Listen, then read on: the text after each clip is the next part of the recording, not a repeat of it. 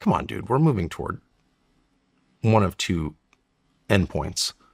One is a totalitarian society where you just don't have the option of disagreeing. You have to obey because you've got programmable digital currency and universal surveillance, and you just have to do what they say or they'll starve you to death. It's not going to work here. I hope it, I pray it doesn't. It's not going to work. Or we're going to have a revolution.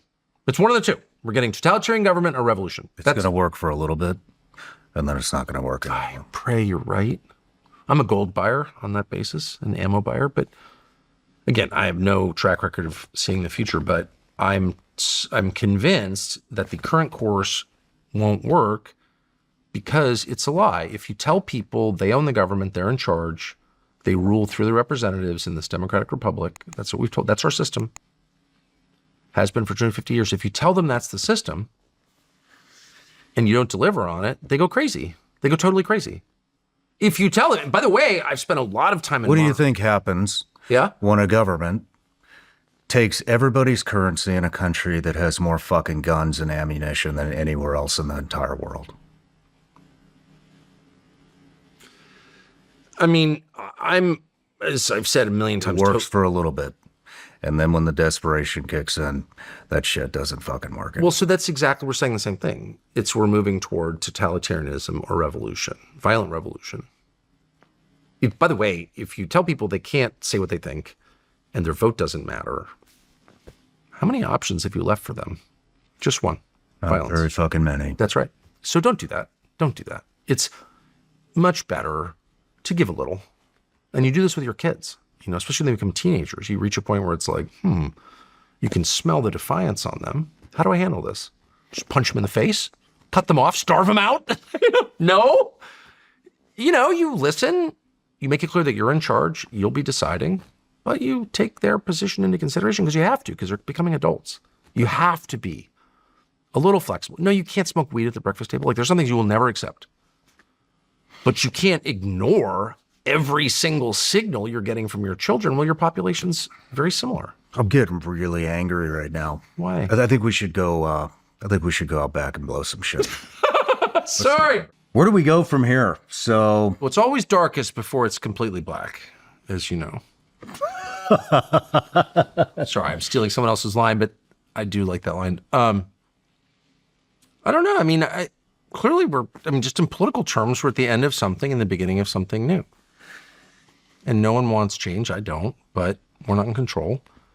And the current system clearly doesn't match the moment at all. And so it's changing, and it'll change along probably predictable lines, but also in some unpredictable ways. But I'm for democracy. Most people are not.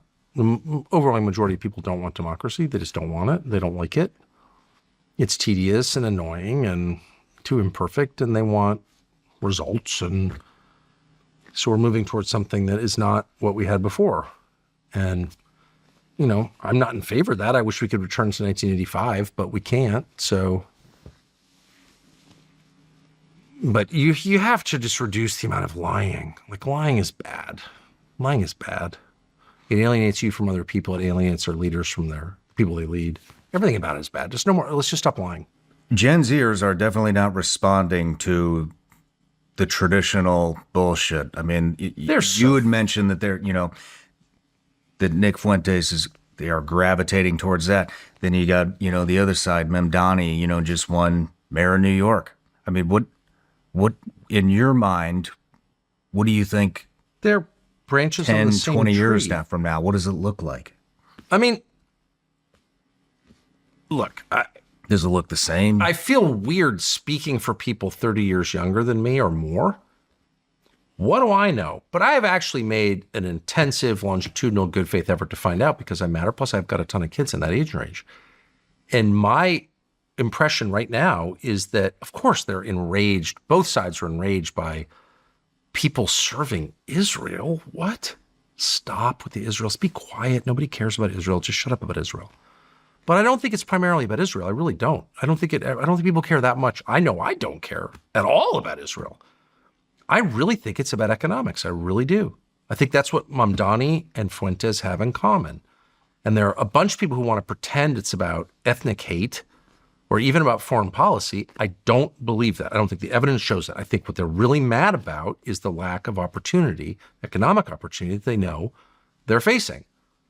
And then if you look at the debt loads, that's what I look at. Like how much debt does the average 30-year-old have and who does he owe it to? And it's overwhelming. It's like unbelievable. I had 10 grand on a credit card once. I mean, I literally couldn't sleep over it because that was weird. 25 years ago, 10 grand. I just didn't make enough money. I had to get another job. It was fine. But debt is the problem for young people. And what's so infuriating and alienating is that both parties are completely on the side of the lenders and not the debtors. And in fact, it's a symbiotic relationship. There is no borrowing without lending and vice versa. They are engaged in this dance, and ultimately one is basically exploiting the other. That's just a fact. And no one will acknowledge that. So the Democratic Party is like, well, everyone has too much student loan debt. Well, so who's benefiting from student loan? Well, the student loan lenders are benefiting, of course, but so are the colleges. They're being subsidized for like garbage. It's garbage, right? They're getting rich from these student loans. The colleges are, and their administrators, and then so are the lenders. But the Democrats are like, well, so because of this, we're going to get rid of student loan debt, but taxpayers are going to pay for it. Really? So you spend your life trying to pay your kids' college tuition. It gets super expensive because the lenders and the colleges are getting rich, and then you have to pay for other people's college? Like, what? And the Republicans are just like, shut up, pay your debts. It's your fault, which is partly true. You accrue a lot of debt. You shouldn't have.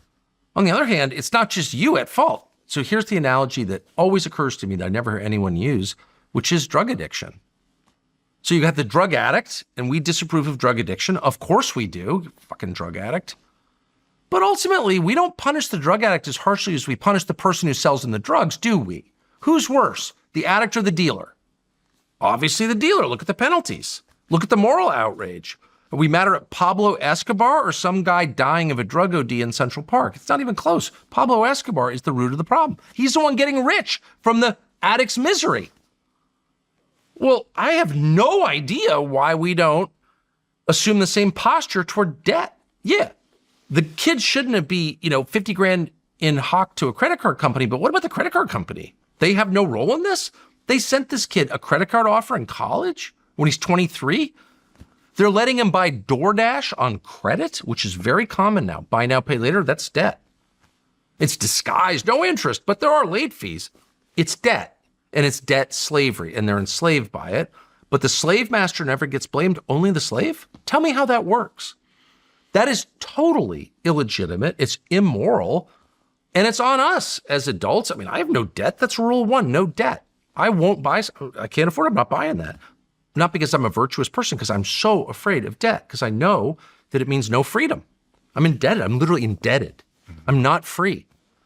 And no one ever says that. Anyone who says that is like, shut up, socialist. But even the socialists aren't saying it. That's what blows my freaking mind. That's when you know it's a real conspiracy.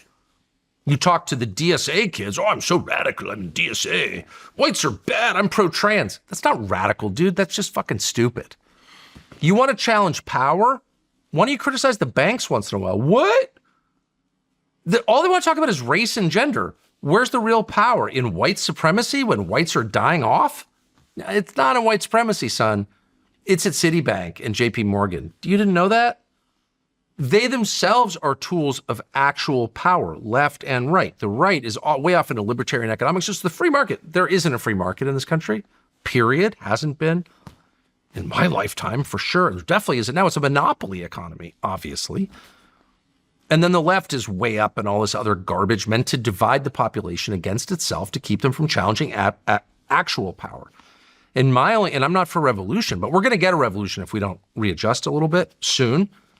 So I would say let's hold lenders at least as accountable as we hold debtors, because that's fair and obvious. And in fact, I think lenders are way more culpable than borrowers. And let's take a good look at the interest rates. No society has ever allowed usury at the scale that we do. Oh, shut up. You can't talk about usury. Why? Because you're benefiting from it? Fuck you. I'm not afraid of you. Like, no. What's the top rate for a payday loan in the United States? I'll tell you, it's 600% annually. 600%. That's serious? legal. Yes. Holy shit. And why don't we care? Because it's just black people. It's the ghetto, or, it's poor people. It's not just black people. Of course, it's literally not. But in your mind, you're like, oh, that's pathetic. A payday loan. Okay, but that's a human being. That's a fellow citizen, and we don't care at all. 600% annual That's a interest. desperate human being. Why is that allowed? Why is it so hard to say, how about no? The same reason you can't make my daughter into a prostitute, OnlyFans, because it's disgusting. And if we can't say it's disgusting, at the very least, before we even say it's illegal, how about it's just bad? Then we've lost the most basic defense mechanism that allows any society to continue. You have to be able to say, no, that's too big a threat to us. No, Satanism is not the same as Christianity. You can't have a Satanist, crash in the state capitol or whatever they call it, shrine to Satan. We're not doing that because that's self-destruction. That's suicide. Thanks for watching our YouTube channel. We hope you'll subscribe to it. And by the way, you can hit the little bell on there and get notifications every time we produce a video. We hope you'll do that also.